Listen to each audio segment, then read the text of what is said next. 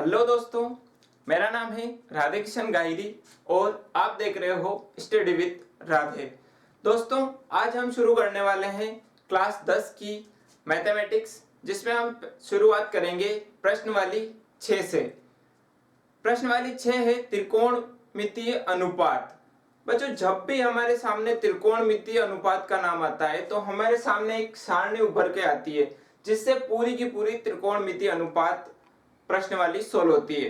प्रश्न वाली 6 है ये हमारे, तो हमें इसमें पहले इस सारणी को समझना पड़ेगा कि इस सारणी में हमें कैसे मान भरे जाते हैं और फिर उससे कैसे हम अपने क्वेश्चन में पुट कर सकते हैं। तो सबसे पहले देख लेते हैं इस सारणी को कि इसको कैसे भरी जाती है। मैं आपको आज एक इजी वेस्ट तरीका बताने जा रहा हूं, जिससे आप इसे आसानी से भर सकते हैं या बना सकते हैं।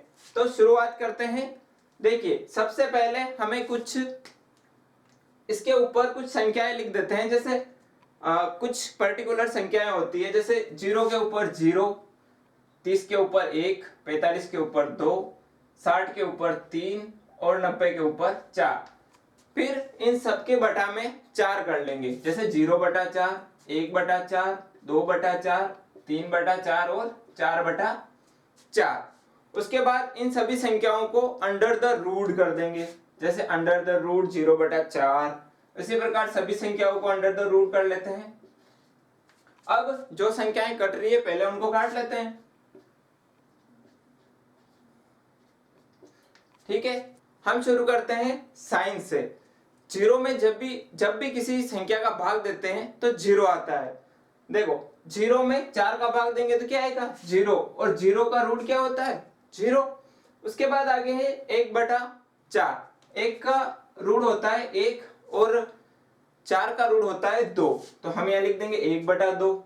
फिर अपने पास है 1/2 अंडर रूट 1/2। तो 1 का रूट तो होता है 1 और अंडर रूट 2 उसका कुछ पॉइंटों में आता है, तो हम सीधा ही यहाँ लिख देंगे अंडर रूट 2। फिर अंडर रूट 3 को भी हम सीधा लिख लेंगे, क्योंकि उसका भी रूट निकालेंगे तो कुछ पॉइंटों में आएगा। ठीक है, उसके बाद 4 का होता है 2, तो हम यहाँ लिख देंगे 2। फिर 1 का रूट 1 होता है। ठीक है, उसके बाद देखो बच्चों, हमने साइन का निकाल लिया, फिर कोस का निकालेंगे। तो कोस का में क्या है, एक इजी है कि साइन का इधर से शुरू हुआ तो कोस का उधर से शुरू करते हैं। जैसे साइन का हमने ये निकाल लिया, तो बस कुछ नहीं, हमें साइन का ही मान रखना है और कोस में लिखना है। तो इधर से हम लिख लेंगे, यहां से ऐसे शुरुआत कर लेंगे इसकी। ठीक है, कि ये 1 है तो यहां लिख देंगे 1। ये है रूट 3/2, तो यहां लिख देंगे रूट 3/2। 1/2 यहां लिख देंगे 1/2, 1/√2 सॉरी। फिर है 1/2, फिर 0। फिर आता है अपने पास 10। हमारे पास एक फॉर्मूला है, tan theta is equal to sin theta upon cos theta.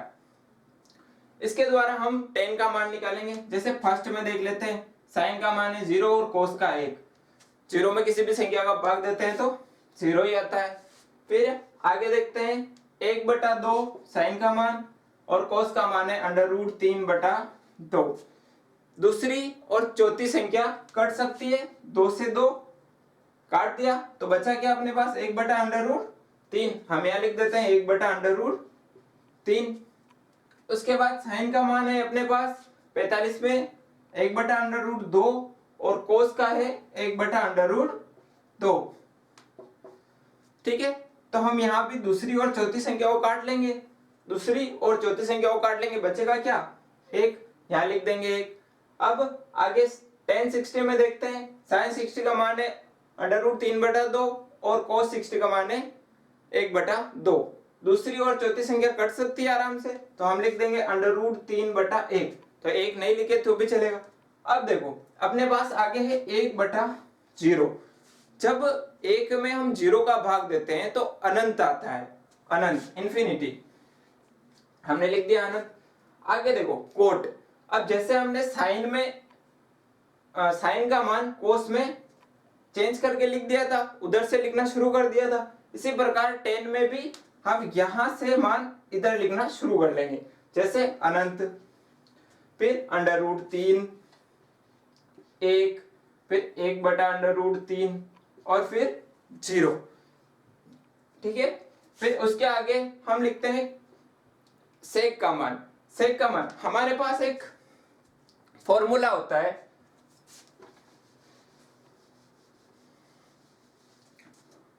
Sec theta बराबर 1 अपॉन कोस थीटा। इस फॉर्मूले के थ्रू हम सेक का मान निकाल सकते हैं। देखो 1 अपॉन कोस का मान कितना है 1, ठीक है, 1/1 कितना होता है, 1 ही होता है, हम लिख देंगे यहाँ पर 1।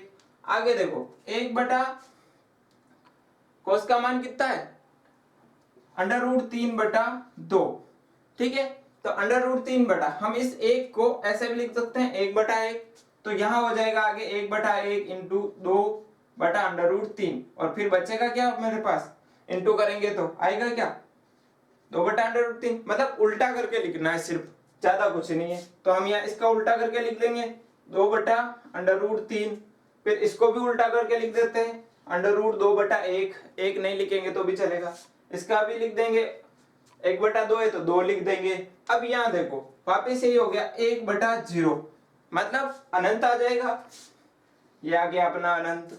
ठीक है, उसके बाद हम निकालते हैं कोसेक का मान। कोसेक का मान सेक से उसी प्रकार निकालेंगे जिससे हमने साइन और कोस में किया था, इसको भी इधर से लिखना शुरू कर देंगे। जैसे यहाँ आ जाएगा अनंत, इससे लिख रहे हैं हम सेक से कोसेक का, ठीक है, फिर ये आ जाएगा 2, फिर √2, फिर 2/√3 और 1। तो इस प्रकार से हम इजीवेस्ट तरीके से इस सारणी को भर सकते हैं। ठीक है, आप इसका स्क्रीनशॉट ले सकते हैं या फिर अपनी वीडियो को पॉज करके अपनी कॉपी में उतार सकते हैं।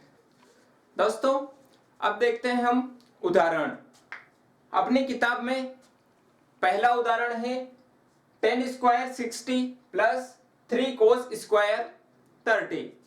देखो पहले हमें मान रखना है 10² 60 का, 10 हमारे पास ये है और 60 का है यहाँ पर, मतलब क्या आ रहा है √3, ठीक है, तो उसका स्क्वायर लगा हुआ है तो हम उसका स्क्वायर लगा देंगे, प्लस ये अपने 3 पहले ही है मल्टीप्लाई तो हम इसको रहने देंगे, यहाँ पे लिख देंगे मल्टीप्लाई में। आगे देखो कोस स्क्वायर 30, हमें देखना है कोस और ये 30, √3/2 तो यहाँ लिख देंगे √3/2 और उसका क्या है अपने पास स्क्वायर, तो हम स्क्वायर लगा देंगे।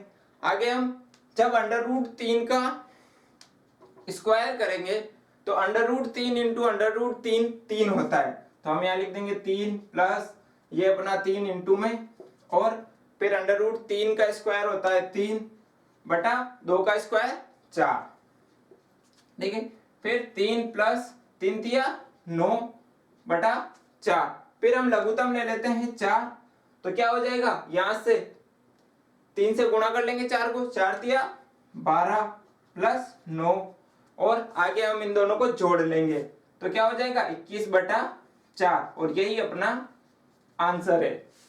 आई होप कि आपको ये वीडियो अच्छा लगा होगा और आपको ये सारणी और उदाहरण जरूर समझ में आया होगा। बच्चों हमारे साथ इसी प्रकार बने रहिए और स्टडी विद राधे के साथ हमेशा रहिए। चैनल को लाइक करें, शेयर करें और कमेंट करें और सब्सक्राइब करना ना भूलें। धन्यवाद।